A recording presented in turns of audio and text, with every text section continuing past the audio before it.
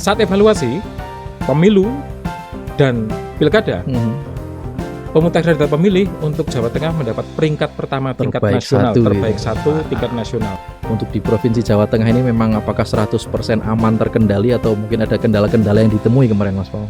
Semua bisa teratasi sampai dengan penetapan DPT dan itu bisa teruji dengan tidak ada satupun sengketa di Mahkamah Konstitusi yang menyebut persoalan daftar pemilih.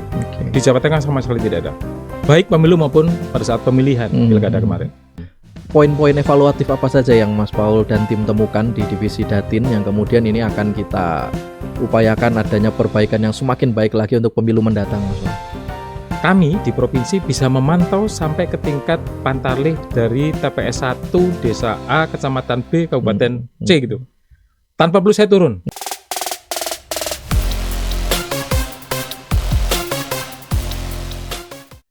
Assalamualaikum warahmatullahi wabarakatuh, teman pemilih dimanapun Anda berada. Jumpa lagi bersama saya Muhammad Bagus Pratomo dalam program acara Obsesi, obrolan seru seputar demokrasi, podcast KPU Kabupaten Temanggung. Seperti biasa, dalam podcast ini kita akan mengajak Anda semua untuk berbincang-bincang mengenai politik, demokrasi, pemilu, dan pilkada. Dan pada episode kali ini kita sudah hadirkan tamu spesial untuk Anda semua. Kita hadirkan salah satu anggota KPU Provinsi Jawa Tengah. Siapakah beliau? Kita sambut bersama Mas Paulus Widiantoro. Apa kabarnya Mas Paul? Baik Mas, bagus, sehat. Sebuah kehormatan kami bisa diraui oleh Mas Paul ini, dan Mas Paul berkenan untuk berbagi informasi ilmu untuk kita semuanya, Mas Paul. Iya, sama-sama. Kita juga senang sekali bisa berkunjung ke KPU Temanggung, Mas Bagus. Ya, Mas Paul ini termasuk yang sering rawuh ini di Temanggung, alhamdulillah. Baik, Mas Paul sudah siap, kita akan nanti bincang-bincang mungkin lebih banyak tentang PDPB ini, Mas. Siap, Mas Bagus. Ini kebetulan ada di bawah kewenangan beliau, dan ini merupakan salah satu memang tugas utama KPU pasca tahapan, yaitu adalah pemutakhiran data pemilih berkelanjutan. Kita akan ulas secara mendalam tentang PDPB ini, dan untuk itu jangan kemana-mana, jangan pindah channel Anda, dan jangan lupa untuk komen, like, dan share.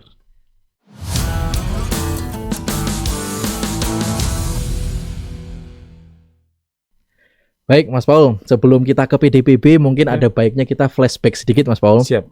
Terkait data pemilih di pemilu dan pilkada 2024 kemarin Mas Paul. Untuk di Provinsi Jawa Tengah ini memang apakah 100% aman terkendali atau mungkin ada kendala-kendala yang ditemui kemarin Mas Paul? Ya, kalau untuk pemutakhiran data pemilih pada saat pemilu dan pilkada di Jawa Tengah relatif aman ya. Kita bisa menyusun daftar pemilih. Yang pertama adalah tepat waktu. Tidak ada satupun dari kabupaten, kecamatan, sampai dengan desa, kelurahan, PPS yang mengalami keterlambatan dalam setiap tahapannya. Semua jadi berjalan lancar.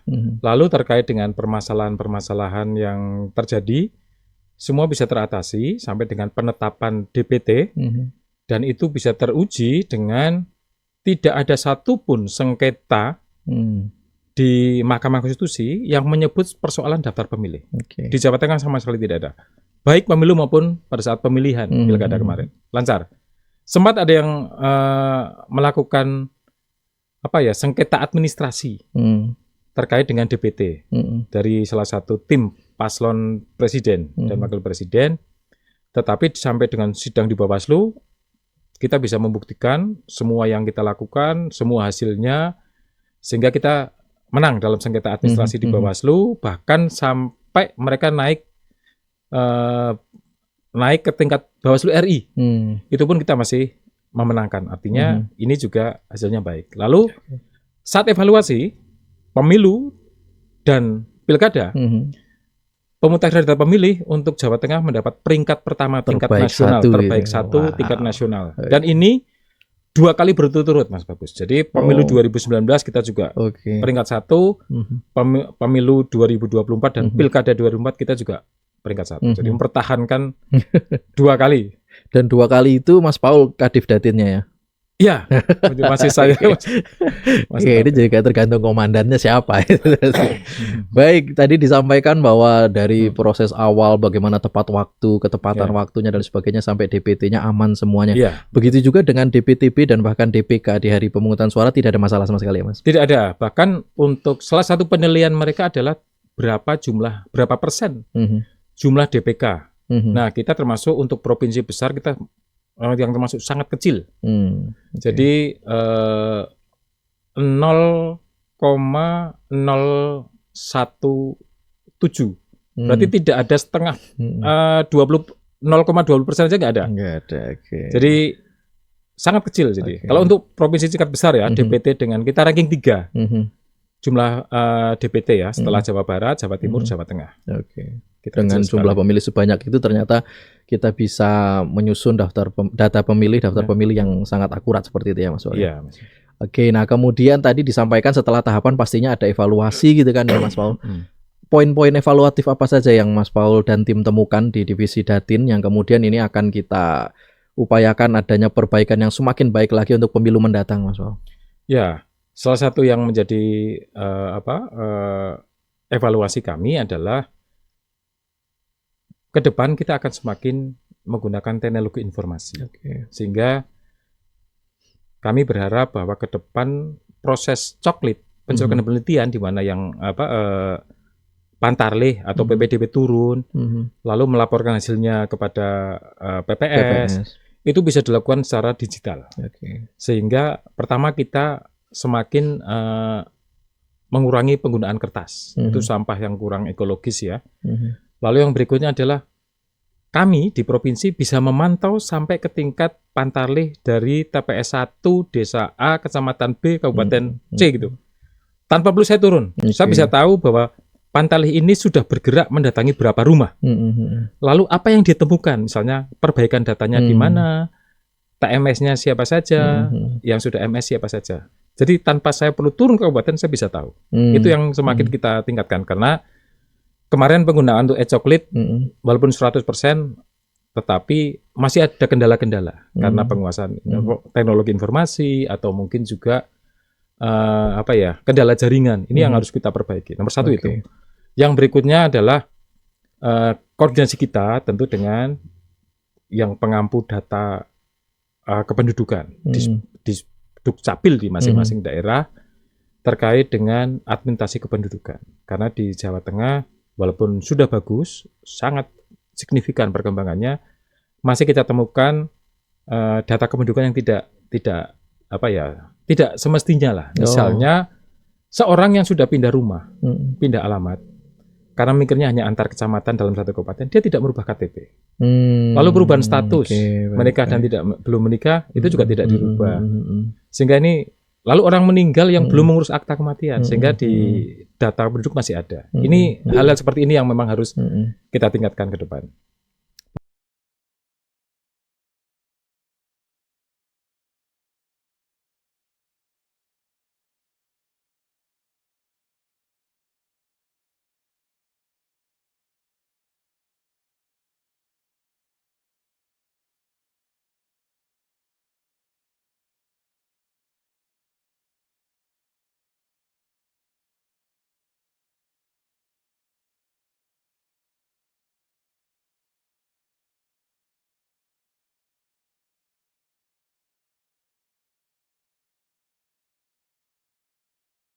Bagaimana optimasi penggunaan sistem informasi. Kemudian yang kedua tadi adanya mungkin kerjasama yang semakin baik lagi dengan stakeholder sehingga data dari penduduk ini semakin akurat dengan detail karena itu yang kita butuhkan untuk menyusun daftar pemilih kita. Oke, nah tadi juga Mas Paul sudah melakukan spill nih bahwa Provinsi Jawa Tengah, KPU Jawa Tengah mendapatkan penghargaan terbaik pertama dari KPU RI terkait pemutakhiran data pemilih di pemilu 2024. Cerita di balik itu seperti apa, Mas? Kisi-kisinya nih sampai bisa juara 1 seperti apa? Jadi semenjak 2018 saya masuk KPU Provinsi mengampu divisi data informasi. Pertama yang saya terapkan adalah kedisiplinan. Jadi kadang-kadang kawan-kawan ini kan terbiasa molor. Itu yang saya pangkas pertama. Jadi kalau rakor Datin itu terkenal dari dulu. Kalau saya ngundang jam 9, maka jam 9 itu saya akan sudah duduk di depan. Berapapun orangnya akan saya mulai. Maksimal terlambat saya 1/4 jam. Jadi kawan-kawan akan terbiasa. Ketika kerja itu misalnya batas waktunya tanggal 9 pukul 23.59. Maka saya deadline tanggal 8 supaya ada masa untuk ngecek. Kalau ada kekurangan saya cek. Itu yang pertama. Yang kedua, waktu itu kita di Jawa Tengah punya terobosan. Jadi ketika pemutahiran data pemilih, penetapan DPS itu kan diumumkan kepada masyarakat. Secara undang-undang dan PKPU itu adalah ditempel di papan pengumuman untuk mendapat masukan masyarakat. Namun saya mengamati bertahun-tahun sebelumnya ketika saya di KPU Kabupaten, ternyata minat orang untuk melihat lembar DPS di papan pengumuman itu sangat minim. Bahkan guyonannya itu kadang hanya dilihat oleh orang hamil yang mau cari nama anak. Mau nyari nama anaknya siapa tuh, cari miras. Itu kita buat terobosan dengan yang namanya uji publik. Jadi mengumumkan itu kita artikan tidak hanya menempel, tapi melakukan uji publik. Apa itu uji publik? Yaitu basisnya TPS, wilayah TPS itu kita kumpulkan pengurus RT, ada misalnya TPS itu ada 3 RT ya. Pengurus RT, lalu tokoh masyarakat, tokoh pemuda, dan teman pengawas, dan mantan pantarlih tadi. Kita bedah DPS-nya itu, satu persatu. Nama ini, benar ada? Per KK, di KK ini apakah ada yang kurang, yang belum masuk? Ada salah tulis, nah sehingga itu dibetulkan. Itu efektif sekali membersihkan data-data yang kesalahan. Sehingga ketika DPT kita tetapkan, hampir tidak ada kesalahan-kesalahan. Jadi itu terobosan yang memang luar biasa. Inovasinya adalah uji publik. Dan itu tidak menambah anggaran, karena itu dilaksanakan di tingkat desa, tapi basisnya TPS. Dan itu kan tidak ada pakai uang transport, tidak ada, ya paling hanya konsumsi snack saja. Jadi artinya uji publik DPS yang kemarin kita lakukan itu baru dilaksanakan di Jawa Tengah saja, Mas? Iya, kita menginisiasi mulai untuk 2019 kemarin. Untuk 2018 lah, 2018 kita mulainya. Dan itu akhirnya diadopsi oleh KPU RI konsep itu. Diberlakukan di seluruh wilayah Indonesia akhirnya itu. Atas inspirasi dari Jawa Tengah ternyata. Dan tadi menarik diawali dengan sebuah nilai yang mendasar sekali, fundamental sekali. Mas Paul memperlakukan budaya disiplin tadi itu ternyata menjadi kunci salah satu keberhasilan tim Datin untuk bisa menjadi terbaik pertama. Nah, sekarang kita masuk mulai ke PDPB ini, Mas Paul ya. Pemutahiran data pemilih berkelanjutan.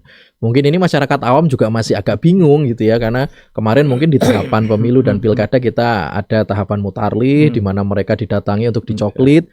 Nah, ini untuk PDPB apa bedanya dengan pemutahiran data pemilih di saat tahapan kemarin, Mas Paul? Ya. Jadi pertama, dari PDPB adalah hal baru. Jadi baru dimulai sejak adanya Undang-Undang 7 tahun 2017.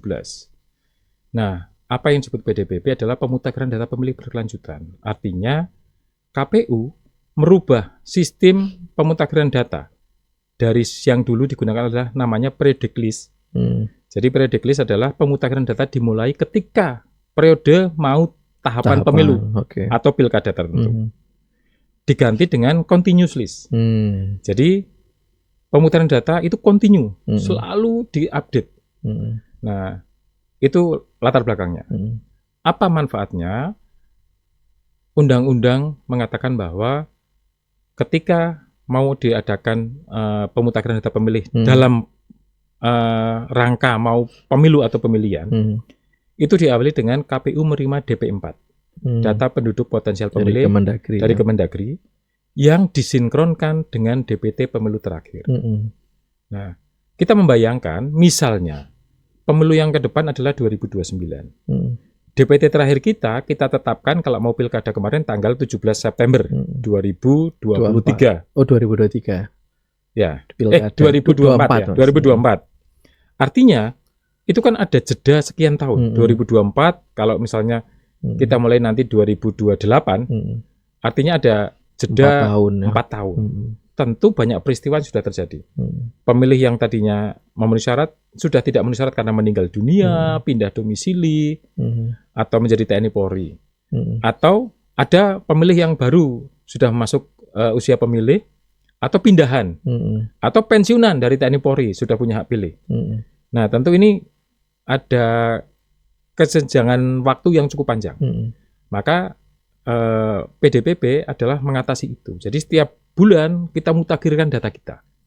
Dari DPT ini bulan depan tentu sudah ada yang meninggal, kita keluarkan. Ada pemilih yang sudah cukup umur, kita masukkan. Jadi sistemnya itu. Sehingga nanti ketika dilakukan sinkronisasi dengan DP4, yang kita gunakan adalah DPT yang hidup, bukan DPT yang sudah mati lama. Itu latar belakangnya seperti itu, Mas. Jadi prinsipnya tujuannya meringankan tugas kita juga sebenarnya, Mas ya, daripada menunggu nanti tahapan akan dimulai. Lebih baik dari sekarang berkelanjutan tadi dipantau terus perubahan data dari pemilih kita gitu ya.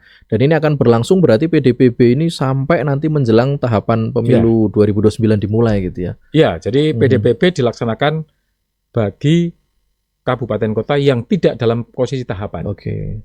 Seperti misalnya di pilkada ini kemarin kan baru selesai tahapan, yang paling akhir kan adalah Papua, lalu Kabupaten Barito Utara, dan Bovendigul.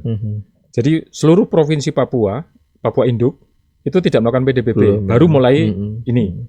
Lalu Barito Utara dan Bovendigul. Lainnya sudah melakukan kemarin sejak trimester ketiga, awal trimester ketiga, mereka belum, baru ini mulai sekarang.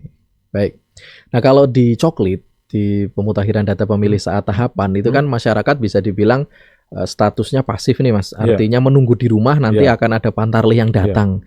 Ketika di PDPB ini apakah juga seperti itu, masyarakat cukup menunggu di rumah nanti akan ada yang mendatangi untuk coktas, atau seharusnya masyarakat yang aktif untuk melaporkan diri ketika ada perubahan status kependudukannya nih Mas?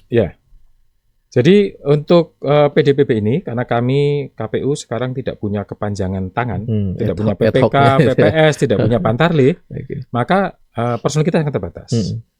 Maka masyarakat diharapkan untuk proaktif, melaporkan diri ketika keluarganya ada yang meninggal, tetangganya meninggal, atau ada anak yang sudah cukup umur untuk masuk usia pemilih, itu proaktif melaporkan. Kawan-kawan KPU Kabupaten Kota punya aplikasi, punya kanal-kanal yang untuk melaporkan diri. Itu yang pertama. Yang kedua, KPU juga bekerja sama dengan instansi-instansi terkait. Kita setiap trimester menerima data dari Kemendagri. Data perubahan penduduk, ya, dari pertambahan ataupun TMS karena meninggal dunia, pindah domisili, itu kita dapatkan. Nah, kita juga bersama dengan instansi lain.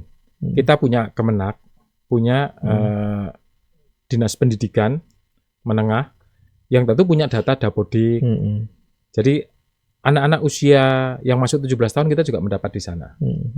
Lalu juga dari Dinas Sosial, data kematian kita dapat. Jadi meluaskan kerjasama. Nah, sehingga kolaborasi ini antara proaktif masyarakat dengan data dari pihak instansi terkait, ini kita olah oleh kawan-kawan KPU Kabupaten, sehingga setiap 3 bulan kawan-kawan Kabupaten melakukan penetapan PDPB. Triwulan keberapa? Triwulan 1, 2, kemarin habis triwulan ketiga. Itu selalu ditetapkan setiap triwulan.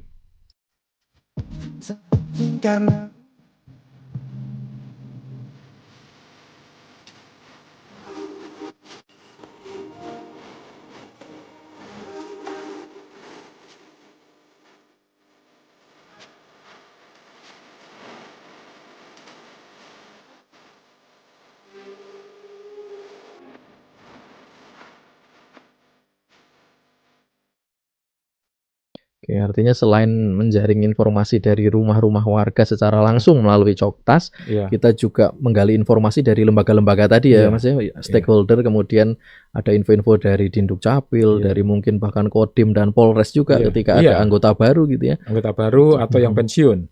Oke, baik. Nah, kemudian terkait peran Bawaslu nih, kalau nggak salah kan Bawaslu juga melakukan uji petik nih untuk membersamai kegiatan PDPB ini. Sejauh apa kemudian peran Bawaslu di lapangan sebenarnya, Mas? Ya, kawan-kawan Bawaslu juga punya kewajiban untuk melakukan pengawasan PDPB ini. Karena ada Perbawaslu terkait dengan pengawasan PDPB. Jadi kawan-kawan Bawaslu membersamai kami dalam hal mengawasi proses PDPB ini. Jadi kalau mereka dalam itu merasa membutuhkan uji petik, ya dipersilahkan. Tapi di banyak daerah mereka membersamai KPU dalam Coktas. Turun bareng gitu. Turun bareng ya.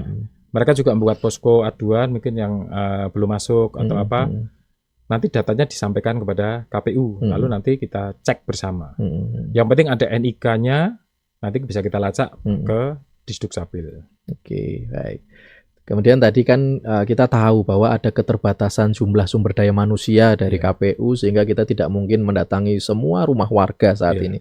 Dan mengharapkan adanya partisipasi aktif dari warga untuk melaporkan diri ketika ada perubahan.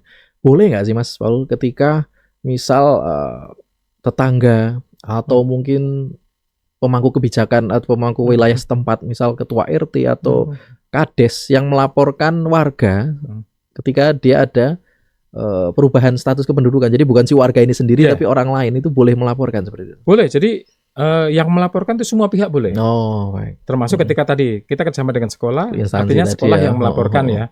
Ini siswa kami yang pada bulan ini masuk usia 17 tahun. Itu bisa nanti tidak lanjut oleh KPU.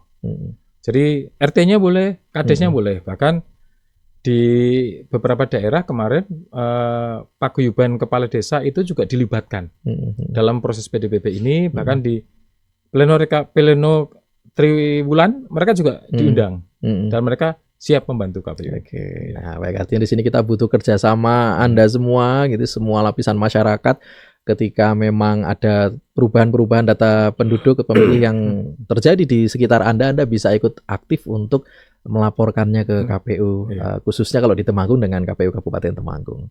Nah, apakah ini kemudian perubahan-perubahan data ini nanti akan langsung tersinkronisasi dengan data kependudukannya Kemendagri sehingga akan langsung berdampak pada DP4 yang akan kita terima menjelang pemilu 2029 atau seperti apa ini, Mas Paul? Jadi kalau DPT ini tidak secara langsung terkonek dengan data Kemendagri, tetapi kami sudah punya perjanjian dengan Dinas Kependudukan Catatan Sipil melalui Dirjen Adminduk ya. Jadi hasil temuan kawan-kawan kabupaten kota itu juga dilaporkan kepada Disduk Capil setempat. Misalnya kita menemukan orang yang sudah meninggal, tetapi dia belum mengurus akta kematian, baru ada surat kematian dari desa. Kalau di kita kan bisa kita coret. Tapi di Disduk Capil belum bisa karena belum ada aktanya. Maka kita melaporkan kepada Disduk Capil, ini nama-nama ini sudah meninggal tapi belum ada aktanya, baru ada surat kematian. Nanti Disduk Capil akan koordinasi dengan desa untuk pengurusan akta kematian supaya keluar akta kematiannya dan dicoret dari data kependudukan. Ya. Oke. Begitu juga untuk yang pernikahan di bawah umur mungkin ya Mas ya. Iya. Ketika dispen diberikan oleh pengadilan agama tapi kok belum ditindaklanjuti sampai ada ke surat nikah, itu mungkin juga jadi bahan koordinasi ya. Itu juga. Jadi temuan-temuan di lapangan dikoordinasikan lagi dengan pihak yang berwenang di sana. Baik. Dan ini PDPB sudah berjalan 3 triwulan, Mas Paul. Ya, di periode ini triwulan. Ya. Hasil evaluasi Mas Paul untuk perjalanan sampai triwulan 3 ini di Jawa Tengah seperti apa proses pelaksanaan PDPB ini, Mas? Ya, yang jelas kita diapresiasi oleh KPU RI bahwa di Jawa Tengah kerja kita real banget, tampak nyata. Jadi misalnya data ganda, kan masih ada ya setelah DPT ternyata ganda. Antar provinsi, dalam provinsi ada. Dari awalnya ketika mulai PDPB triwulan ke-2, kita datanya 38.000 yang ganda. Oke. Dan itu bisa kita bersihkan sampai dengan ketika penetapan kemarin hanya tersisa 23. 23? Jualnya 23. Jadi antar provinsi dan ganda dalam provinsi hanya tinggal 23. Itu kan luar biasa dan tingkat keberhasilan kerjanya sangat luar biasa kawan-kawan ini. Lalu data invalid, nah kita juga dari sekian ribu itu kita hanya tersisa 947. Itu pun yang invalid diartikan bahwa ada pemilih yang usianya sudah mencapai 100 tahun. Itu diragukan. Maka itu yang kita verifikasi. Jadi angka 947 itu belum tentu dia sudah nggak ada. Cuma belum kami temukan karena keterbatasan sumber daya dan kawan-kawan kabupaten kota. Karena dari tadinya 2000 sekian itu tersebar sehingga kawan-kawan harus mencari satu persatu, itu kan butuh proses. Nah, ini dilanjutkan di bulan ini. Yang jelas kita harus mendapatkan foto orang itu masih hidup. Karena memang masih banyak ditemukan usia 100 tahun dan kayak kemarin itu sudah ditemukan, kita upload fotonya, artinya sudah selesai data itu. Masih banyak kita temukan pemilih di atas 100 tahun. Ya. Baik. Dan yang luar biasa tadi yang data ganda itu dari ribuan, 38.000 sampai hanya tinggal 23. Dan 23 pun sudah kita analisis, itu orangnya memang berbeda. Tetapi kebetulan memegang nick yang sama. Nicknya sama tapi orangnya berbeda. Jadi itu kesalahan bukan di KPU tetapi memang dari pihak lain. Salah satunya nicknya invalid dan harus rekam ulang yang bersangkutan. Itu yang belum terselesaikan karena itu bukan kewenangan kami lagi. Ya. Baik. Nah kemudian perannya KPU provinsi ini khususnya terkait PDPB ini kan Joktas dilakukan oleh teman-teman di kabupaten gitu ya Mas ya. Kemudian rekap juga dilakukan teman-teman kabupaten interval 3 bulan sekali. Perannya di KPU provinsi seperti apa saja ini terkait PDPP ini? Ya, memang kalau di KPU provinsi kita adalah mengkoordinir dan mensupervisi kegiatan kawan-kawan di lapangan. Jadi kami menjembatani antara perintah dan regulasi dari KPU RI yang harus dilaksanakan oleh KPU kabupaten. Kita menerjemahkan perintah-perintah itu dalam hal teknis, dalam kerja-kerja praksis oleh kawan-kawan. Lalu kita mensupervisi. Di mana nanti ada yang kekurangan ya kita beri saran masukan. Dan kami di provinsi kita melakukan rekapitulasi PDPP setiap semester. 6 bulan sekali. Dan itu kita melakukan nanti, artinya kemarin sudah kita lakukan pada bulan Juli, awal Juli dan nanti Desember. Oke, baik. Tentunya tadi semua koordinasi adalah bersumber apa yang dikerjakan teman-teman se-Jawa Tengah ini tetap dari KPU Provinsi Jawa Tengah. Gitu ya. Baik Mas Faul, ini tadi soal PDPP, insya Allah ini sudah banyak info yang bisa kita berikan ke masyarakat. Dan di divisinya Mas Paul ini selain kita membahas PDPP ini kan juga erat kaitannya dengan sistem informasi yang digunakan oleh KPU nih Mas Paul. Kita tahu kemarin di pemilu dan pilkada sangat banyak sistem informasi yang digunakan oleh KPU dan itu sangat meringankan tugas-tugas kita gitu ya. Seperti apa kelanjutannya ke depan pasca tahapan ini, penggunaan dari sistem informasi ini apa saja yang masih berlanjut dan atau mungkin ada inovasi-inovasi baru yang nanti akan kita gunakan sistem informasi baru Mas? Ya, yang jelas yang sekarang masih kita gunakan ya Sidalih. Sidalih ini dalam PDPP menggunakan Sidalih. Lalu sistem informasi partai politik, SIPOL ini juga masih ada pemeliharaan data di SIPOL, berkelanjutan juga dilaksanakan. Jadi dua ini yang paling relevan untuk KPU dan teman-teman pemilih yang lain. Lalu di sisi administrasi ada banyak sistem macam-macam itu masih banyak. Masih kita gunakan terus. Masih kita gunakan. Nah, ke depan tentu KPU melalui KPU RI punya tim dari Pusdatin. Itu juga akan melakukan pasti pengembangan sistem informasi yang digunakan setiap pemiluan. Misalnya Sirekap, ini juga kita gunakan Silon, si pencalonan itu tadi, itu juga semua pasti akan diupdate perkembangannya. Karena teknologi informasi yang kita gunakan misalnya sekarang, sistem informasi, ketika 4 tahun ke depan juga tentu sudah kurang update. Ada upgrade, perlu kita update yang, lagi. Ya. Itu pasti akan dilaksanakan. Nah sekarang memang KPU RI masih selalu mengkaji. Ini apa sih kemarin evaluasinya, apa yang harus kita tekankan. Salah satu yang saya ceritakan bahwa yang namanya Sidalih, itu zaman dulu ketika pertama kali kita dikenalkan Sidalih itu pemilu 2014. Itu luar biasa kendalanya. Bahkan untuk pemilu 2019 kemarin Sidalih itu juga kendalanya luar biasa. Kawan-kawan mau mengupload itu, PPK mau mengupload, KPU Kabupaten mau mengupload Sidalih itu luar biasa waktunya.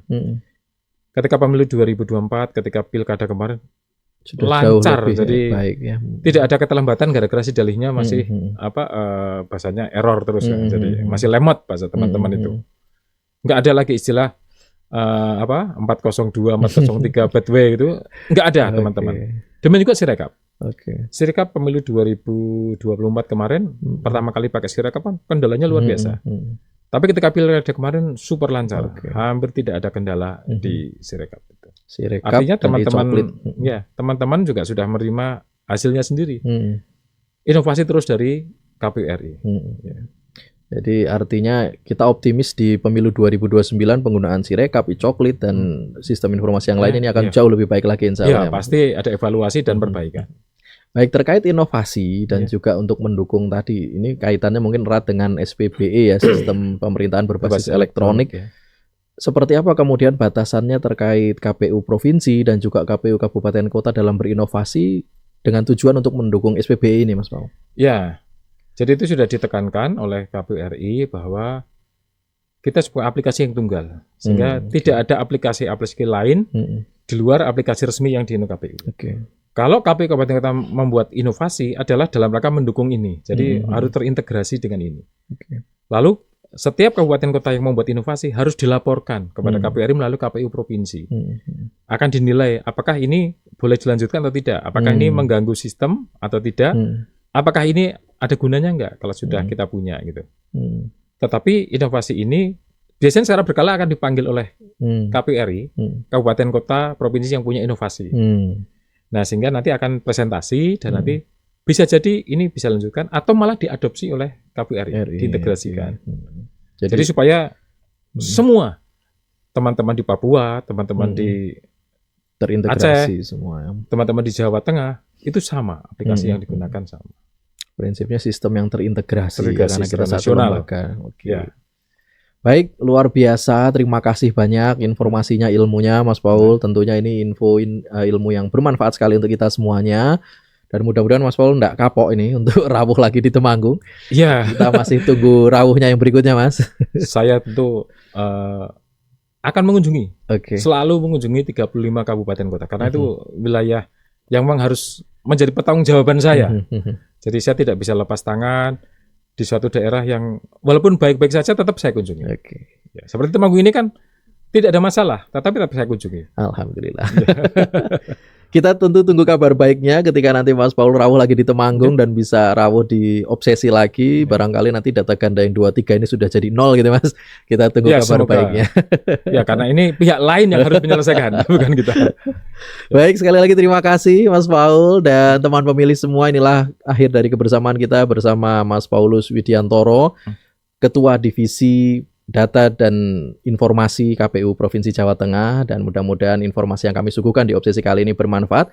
Nantikan terus Obsesi di episode yang lain yang tentu tidak kalah menarik untuk Anda saksikan, dan jangan lupa like, share, komen tayangan ini untuk terus mendukung tayangan-tayangan positif KPU Kabupaten Temanggung. Saya Muhammad Bagus Pratomo. Wassalamualaikum warahmatullahi wabarakatuh.